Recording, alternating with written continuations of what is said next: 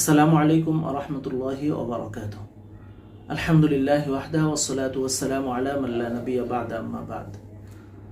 ময়মনসিংহের ইত্তেফাকের মাহফিলে মাওলানা মাহমুদুল হাসান সাহেব শেখ মামুনুল হক হাফিজাহুল্লাহর সাথে যে অন্যায় আচরণ করেছেন, ওখানের আরো কিছু বিষয়, যেহেতু আমি একটা ভিডিও দিয়েছি, আরো কিছু তথ্য আমার কাছে মনে হয়েছে সংযুক্ত করা দরকার। মামুনুল হক হাফিজাহুল্লাহ তিনি মাগরিবের আগ থেকে স্টেজে ছিলেন, মাগরিবের পরে তিনি বয়ান করবেন। এমন সময় খায়রাবাদী সাহেব চলে আসেন, তখন হুজুরের সময় থেকেই তিনি খায়রাবাদী সাহেবকে সময় দেন। খায়রাবাদী সাহেব যেহেতু অন্য কোথাও যাবেন, সিনিয়র হিসাবে এবং একজন বর্ষিয়ান আলেম হিসাবে মামুন সাহেব তার সময় ছেড়ে দেন। হুজুর যখন নামেন, নামার পরে মামুন সাহেব উঠবেন, এমন সময় নাম ঘোষণার আগে মাহমুদ সাহেব চলে আসেন। ওই সময় মাহমুদ সাহেবের চলে আসার কোনো সুযোগই ছিল না, সম্ভাবনাই ছিল না, হঠাৎ তিনি চলে আসেন। আর পাবলিক সেন্টিমেন্টের অবস্থাটা ছিল এখন মামুন সাহেবকেই দিতে হবে, এটা হলো পাবলিক সেন্টিমেন্ট। যদি অন্য কাউকে দেওয়া হয় বিশৃঙ্খলা তৈরি হয়ে যেতে পারে।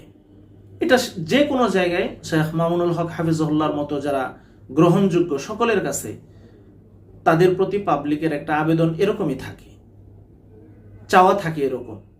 এমনকি সাংগঠনিক প্রোগ্রামগুলোতেও সারা দেশে দেখা যায় যে অন্য বক্তারা আলোচনা করার সময় মানুষ এটা পছন্দ করে না, মামুন সাহেবকেই চায়। তো ওখানকার অবস্থা বুঝে কর্তৃপক্ষ মামুন সাহেবের নাম ঘোষণা করেন। তখন 2টা থাপ্পড় দেন। কেন দিয়েছেন এটা আপনারা জানেন। এখন এই যে ঘটনাটা, এই অন্যায় আচরণটা 2বার করেছেন, এটা কি আদর করে করেছেন, নাকি শাসন করে করেছেন, নাকি রাগে করেছেন, এটা নিয়ে অনেকে ট্রল করতেছে। ইসলামী আন্দোলন বাংলাদেশের কিছু কর্মী, সবাই না, কিছু কর্মী এই ট্রল করতেছে। আমার আফসোস যে আপনারা কিভাবে চলেন, কি রাজনীতি করেন। এটা এই একটা বিষয় নিয়ে মানুষ ট্রল করতে পারে।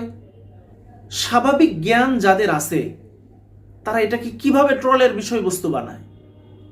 আপনাদের জন্য বড় আফসোস, আল্লাহ হেদায়েত দান করেন। 2 নম্বর বিষয়, মামুন সাহেবের সাথে এই অন্যায়টাকে বৈধ করার জন্য অনেকে চরমনাই পীর সাহেবের একটা ভিডিও নিয়ে এসেছেন। চরমনাই পীর সাহেবের বুকে মাহমুদ সাহেব থাপ্পড়া দিয়েছেন।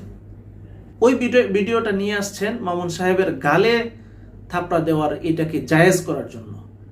কখনো কি দেখেছেন মানুষ আদর করে মহাব্বত করে গালে থাপ্পড় দেয় এবং সজোরে? মানুষ হাতের এই জায়গার মধ্যে থাপ্পড় দেয় আদর করে, পিঠে দেয়, বুকে দেয়, কিন্তু কখনো দেখি নাই গালে থাপ্পড় দিতে। এবং চেহারার মধ্যে গুস্সার ভাব নিয়ে থাপ্পড় দেওয়া এটা আদরের লক্ষণ না। আপনি খেয়াল করে দেখবেন ভিডিওর মধ্যে, আমি একটা নতুন ভিডিও যুক্ত করব, নতুন সংযুক্ত ভিডিওটা খেয়াল করে দেখেন। 2য় থাপ্পড়ের পরে মামুন সাহেব কতটা বিমর্ষ অবস্থায় কষ্ট নিয়ে তিনি চেয়ারের দিকে চলে গেলেন, খেয়াল করুন।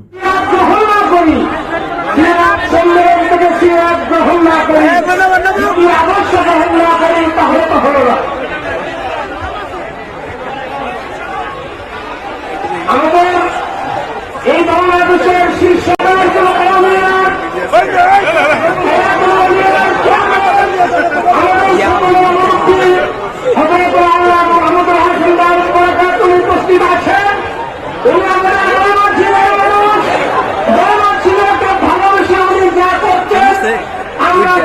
চেষ্টা করি।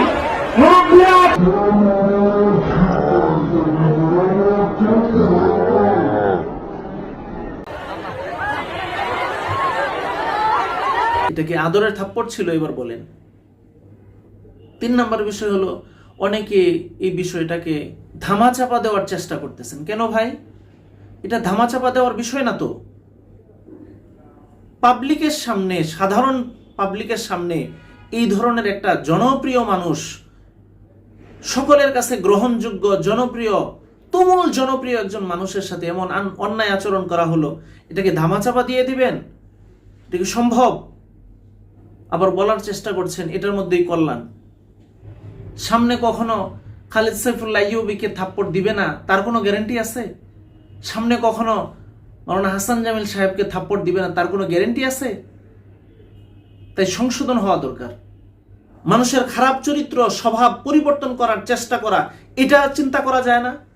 ধামাচাপা দিলে কি মানুষের অন্যায় চরিত্র পরিবর্তন হবে? উনি প্রত্যেকটা জায়গায় এই কাজটা করেন। আমাদের আকাবির ও আসলাফের মধ্যে কি দেখেছি, কেউ যদি ক্যামেরাকে ভিডিওকে পছন্দ না করেন তিনি আস্তে করে চলে যান। দারুল উলুম দেওবন্দের আবুল কাসেম নোমানী হাফিজহুল্লাহ, ওনার ক্ষেত্রে একাধিক ঘটনা ঘটেছে। বাংলাদেশে এসেছেন, উনি ভিডিও পছন্দ করেন না, দেখছেন যে ভিডিও চলতেছে, তিনি আস্তে করে চলে গেছেন।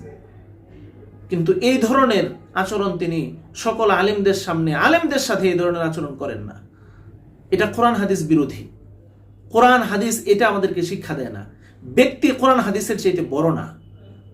ব্যক্তি যদি কোরআন হাদিসের চাইতে বড় হইতো তাহলে সাদ সাহেবকে আমাদের পরিত্যাগ করার কথা ছিল না। তুমুল জনপ্রিয়, তার লক্ষ লক্ষ অনুসারী আছে, ভক্ত আছে, আমরা তাকে গ্রহণ করতে পারি নাই কোরআন হাদিসের বিপরীত হওয়ার কারণে। ব্যক্তি কোরআন হাদিস থেকে বড় না। দুঃখজনক কথা হলো আল হায়াতুল আউলিয়ার পেডের মধ্যে মাহমুদুল হাসান সাহেব সম্পর্কে কোনো ধরনের কথা বলা যাবে না, তার সমালোচনা করা যাবে না। তিনি সমালোচিত হন, এমন কাজ করবেন, প্রত্যেকটা জায়গায় এমন কাজ করবেন, কিন্তু সমালোচনা করা যাবে না, করলে আইনি ব্যবস্থা নেবেন। কি ভাই, এটা কোন ধরনের কথা? আপনি আইনি ব্যবস্থা নেওয়ার মাধ্যমে আপনি সব ধরনের সব জায়গায় আপনি এই আচরণগুলো করবেন, এটা কি হয়? এটা কি মানা যায়?